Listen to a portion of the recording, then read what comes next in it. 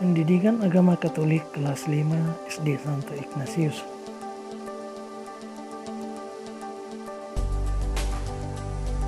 Hidup jujur dan adil. Jujur dan adil seperti dua sisi pada satu keping mata uang. Tanpa kejujuran tidak akan ada keadilan. Jujur berarti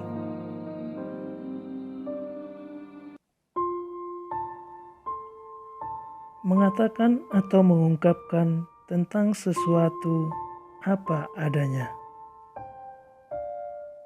Sedangkan adil artinya menerima hak setelah melakukan kewajiban.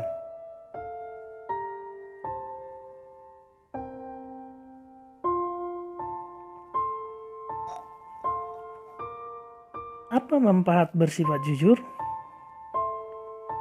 Yang pertama, memiliki nama baik. Artinya, kalau kita jujur terhadap orang lain, maka kita akan baik dipandang oleh orang lain. Yang kedua, memperluas pergaulan. Maksudnya di sini, kalau kita bersikap jujur, maka pergaulan kita di luar akan semakin banyak, semakin luas kita berteman dengan orang lain.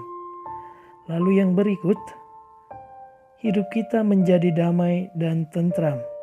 Karena di sana kalau kita berlaku jujur, tidak ada yang kita simpan-simpan, maka hidup kita lancar-lancar saja. Lalu yang terakhir, percaya diri dan hidup tidak terbebani. Artinya tidak ada yang menghalangi dalam menjalani kehidupan kita setiap harinya. Karena kita orangnya jujur, maka kita bisa percaya diri. Bagaimana cara terwujudnya kejujuran? Kejujuran dapat terwujud, yaitu yang pertama, kita harus ingat kepada Tuhan. Nah, kalau kita dalam melakukan sesuatu, sebelum kita melakukan, maka kita harus ingat kepada Tuhan. Karena orang jujur itu biasanya selalu ingat kepada Tuhan. Lalu yang kedua,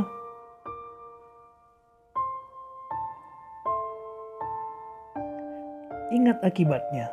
Nah, ini bagaimana kita melakukan sesuatu, kita juga harus tahu akibatnya ke depannya apa. Apabila kita melakukan kecurangan, kita harus renungkan apa akibatnya kalau kita melakukan hal yang tidak baik.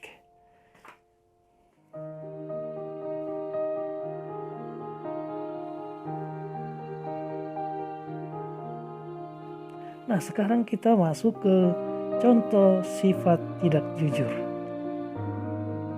Nah, sering kita mungkin terjadi di kehidupan kita sehari-hari, seperti di sekolah contohnya, ada teman yang mencontek pada saat ujian. Nah, ini adalah salah satu contoh sifat yang tidak jujur. Karena kalau kita ujian, kita harus jujur. Karena seperti di sekolah kita, kalau kita melaksanakan ujian, kita pasti selalu menulis, saya mengerjakan ujian dengan jujur.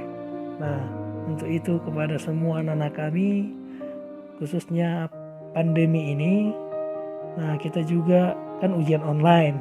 Jadi diharapkan semua juga ujiannya secara jujur ya.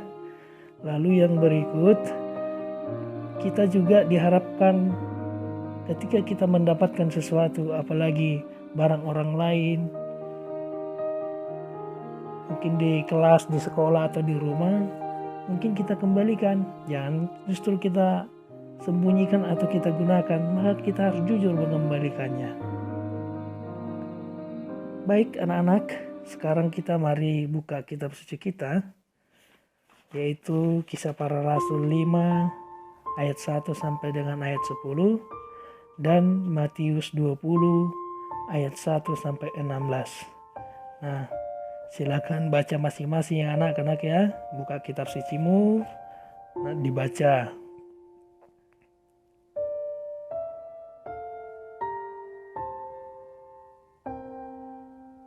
Nah, sekarang mari kita mendalami dari kutipan kitab suci yang telah kita baca tadi. Nah, di dalam Kisah Para Rasul 5 ayat 1 sampai dengan 10, Ananias disebut tidak jujur. Ia bersepakat dengan istrinya untuk menahan sebagian hasil penjualan tanahnya di hadapan para rasul. Ia tidak mengatakan apa sebenarnya. Rasul Petrus mengatakan tanah itu milikmu. Ketika dijual uangnya juga milikmu. Tidak harus diserahkan semuanya. Tetapi Ananias harus mengatakan apa adanya. Namun ternyata Ananias tidak mengatakan apa adanya. Demikian juga dengan istrinya. Ia tahu bahwa suaminya itu berbohong atau berdusta.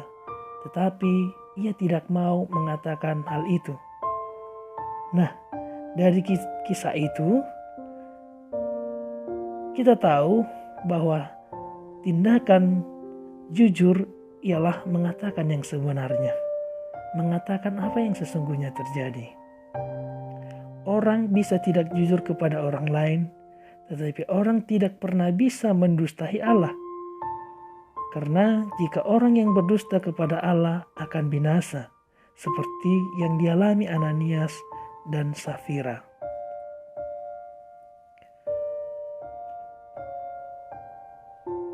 Dari perumpamaan yang disampaikan Yesus dalam Matius 21 ayat 1 sampai dengan 16 tentang tindakan tuan pemilik kebun anggur. Pemilik kebun anggur itu sepakat dengan pekerja yang masuk pagi-pagi benar akan menerima 1 dinar sehari. Selain itu ia pun mendapatkan pekerjaan yang masuk bekerja mulai dari jam 9 pagi, jam 12 siang, pukul 3 petang, dan pukul 5 petang. Setara hari petang, tuan tanah menyuruh mandornya untuk memberi upah kepada pekerja itu. Tuan tanah itu justru meminta memberi upah setelah hari petang. Nah, lalu ia memberikan gaji kepada para pekerja itu. Tuan tanah itu justru meminta memberi upah mulai dari pekerja yang masuk pada petang hari. Semua pekerja hari yang baru dari pekerja yang masuk pada petang hari, semua upahnya dibagi dengan rata, yaitu 1 dinar. Tindakan tuan pemilik kebun anggur itu dianggap tidak adil karena memberi upah sama pada pekerja yang masuk petang, siang, dan yang masuk pagi hari.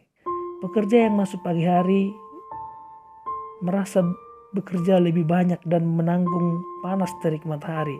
Seharusnya mendapat banyak dan menanggung panasnya, dapat banyak upah yang lebih banyak daripada yang masuk siang atau petang hari.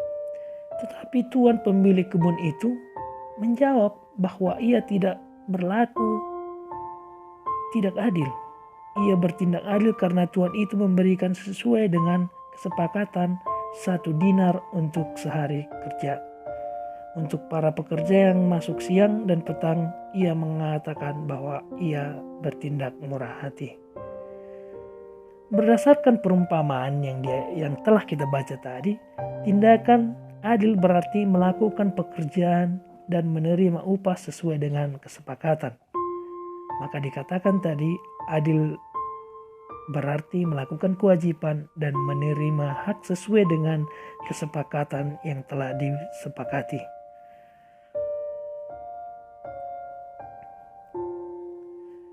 Tindakan jujur dan adil merupakan dasar hidup bersama.